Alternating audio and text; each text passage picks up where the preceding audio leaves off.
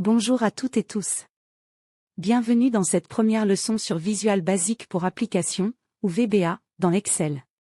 Depuis 2020, l'épreuve du DCG en UE8 pose des questions sur ce langage. Je te rassure, il ne s'agit pas de savoir programmer, mais de comprendre et d'interpréter une séquence de code.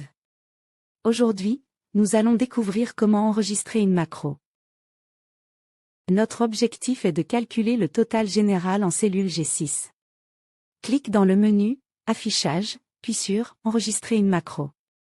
Donne-lui un nom comme « Calculer total général », sans espace. Tu peux même indiquer un raccourci clavier qui te permettra de l'exécuter après.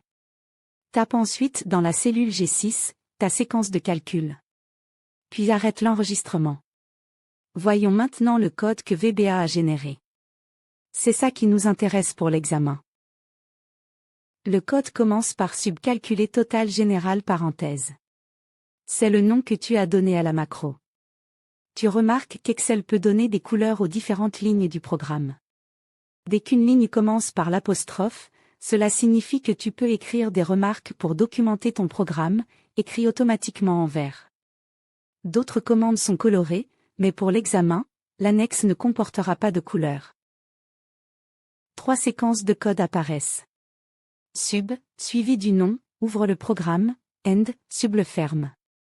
Pour positionner la souris sur la cellule, la macro utilise l'adressage, range, suivi du nom de la cellule entre parenthèses et guillemets. Une autre possibilité pour adresser une cellule est Cells 6,7. L'instruction qui introduit le calcul est Active Cell, formula, R1C1.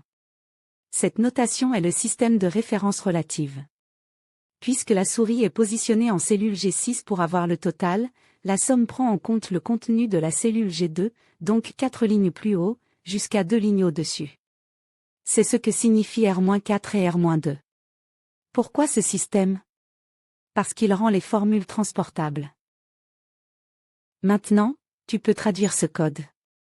La macro s'appelle « suivi pluri ». Puisque l'on a vu que range.select permet de sélectionner une cellule, on garde le même principe pour sélectionner une feuille de calcul, avec Sheets. Sélectionner une ligne avec row.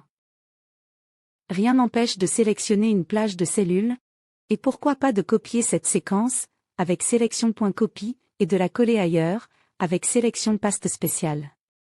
C'était une question d'un sujet en 2021. On ne te demandait pas d'écrire le code, mais de le comprendre. À bientôt.